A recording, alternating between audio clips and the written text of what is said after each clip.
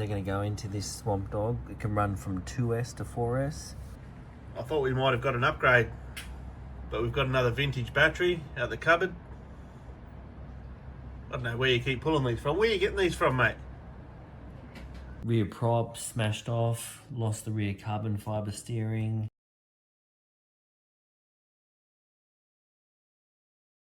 Welcome back, guys. Here's what we got on RC Guru today.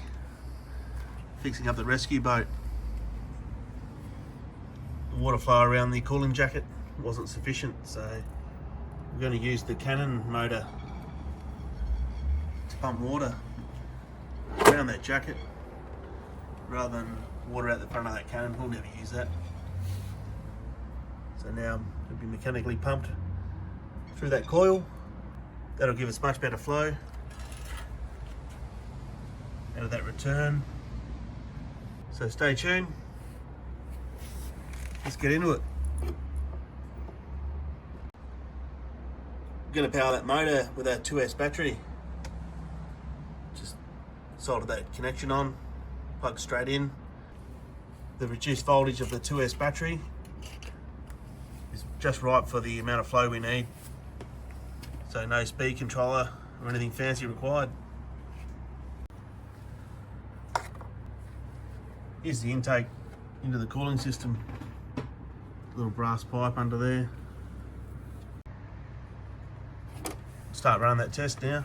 See what the flow's like.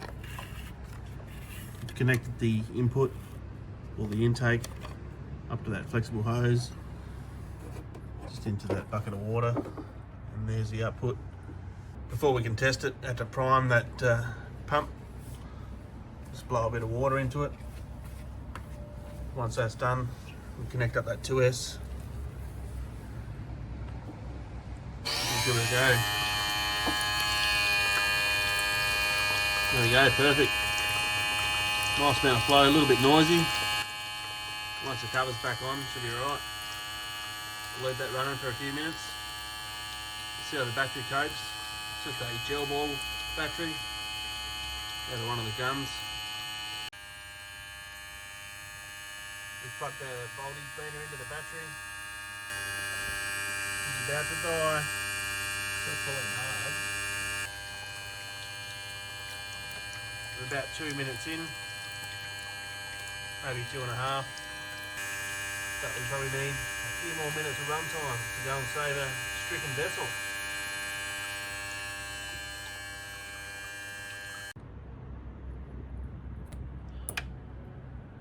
Okay, so we're just going to desolder this little guy and run a 3S battery on it. See how much it squirts out through the water cooling.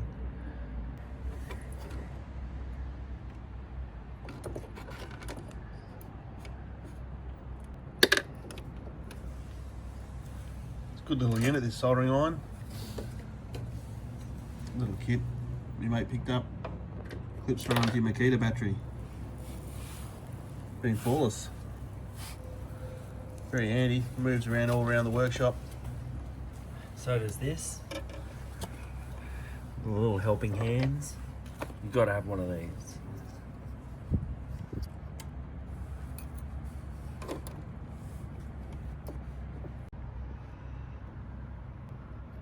Chuck a bit of fresh solder in those connections.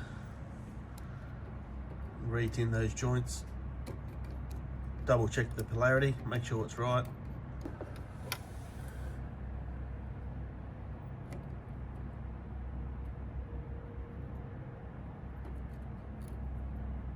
Make sure you got a nice hot iron so the solder flows through the joint.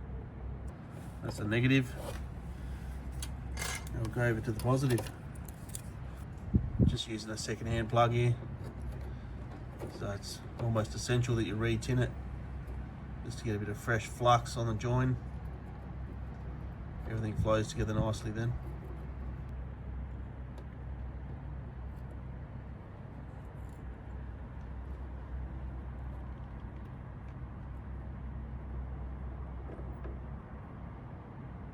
Righto, now we can do a test.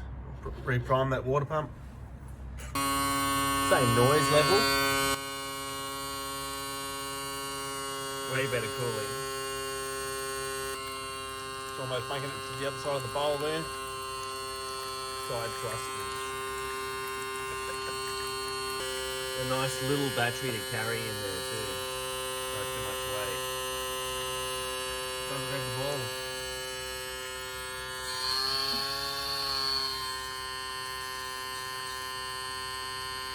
We'll have to look at getting a large syringe or something to prime that intake. Not sure how it's going to work yet once it's in the water, whether it will just self-prime or the unit will need priming when you go to use it. We'll plug this little battery checker in just to see if this battery can cope. Oh, she's struggling. 4% again. This water pump system's a bit of a monster on the battery. You have got your 1963 vintage Yes. back day, Chris. She's been through the wars. I said your name. She's been through the wars. Yeah, she's down a little bit.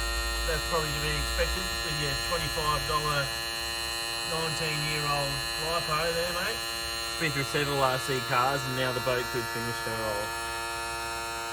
Might be on its last legs. Let's see what else we got in the cupboard. I thought we might have got an upgrade, but we've got another vintage battery out the cupboard. I don't know where you keep pulling these from. Where are you getting these from, mate? Take battery number 2 from the cupboard. Battery free, mate. Okay. We've lost prime. We'll have to go take 4. We've had to reprime. I did have this pot sitting on that little reel there, so it had enough head pressure, but someone decided to take that out. What's that old saying? Up there for thinking, down there for stinking. Looks a bit better than your old spit prime there.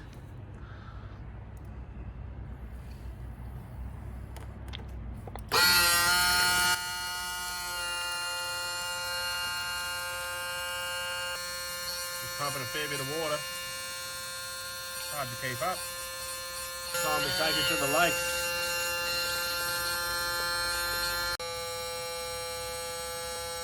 We finally got it together here. We've sorted our stuff out. I don't know what we're thinking before. Got the return flow coming back into that little pot. We'll give that motor a good run. What have we got there? 28 degrees on the motor. So she's very cold, nice and cold now, so that's good. We'll just run that as long as we can and see what it goes up to. That's And a good. even like, you'd probably come in now and rest that motor a little bit. That's a good 5-minute run. So you want a nice little switch here, set up, bam, set it off, set it on. Looking good. Still looking good. Warm it up a little bit. You can get that up to about 90, no problem. Jesus, that flashed to 45 then. Did it? 45 Celsius. Oh, I doesn't feel that. Oh, maybe around the brush. Maybe around the brush there, it feels a bit lighter. 35, 36.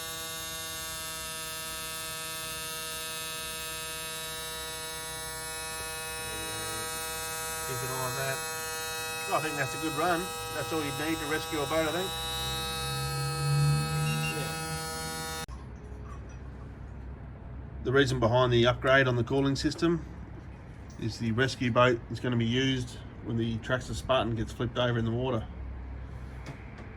I'm going to attach a boom to the back of the vessel. Got some little brass tubing that I'm going to solder up as a boom and have a magnet. This will be a relatively slow moving vessel now. If you're doing rescues, you may have to loop around the boat a couple of times to pick it up. Quite a bit of forward and reverse. With that old pickup, you really only get water flow at top speed. So the motor's going to get really hot while you're manoeuvring.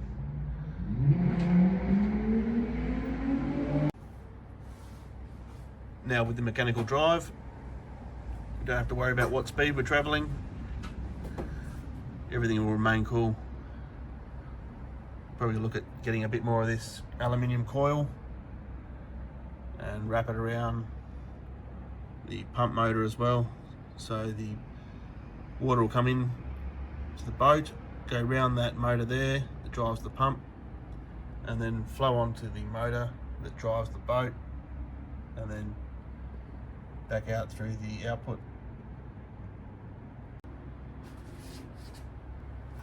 Once that's all put together a bit better, we'll take that down the lake nearby and we'll give it a run. We'll take the swamp dog down as well. If it comes into trouble, we'll have something to fix her up. Okay, the 4S back in the battery box. Nice little 4S upgrade. They've been sitting around for a while. They're going to go into this swamp dog. It can run from 2S to 4S. So we're going to max it out. Not much of a weight add on. They're nice little tiny batteries. They're going to go great in her. Can't wait to see that one run. It's going to look like a menacing duo on the water. Hopefully the swamp dog will hold up to the 4S power upgrade, and the mounting of the motor doesn't come loose with all that extra power.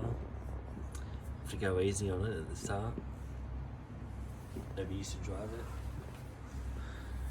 We did recently lose the steering arms and the fins on another one of these airboats. It was that violent, the frame came loose and spat that entire steering system straight out. You see there's nothing fixing these pins in, so if this frame becomes loose here, the whole thing just drops in the water. So that was an unfortunate mishap the other day. System. Rear prop smashed off, lost the rear carbon fibre steering, so that's gone for good, bottom of the lake.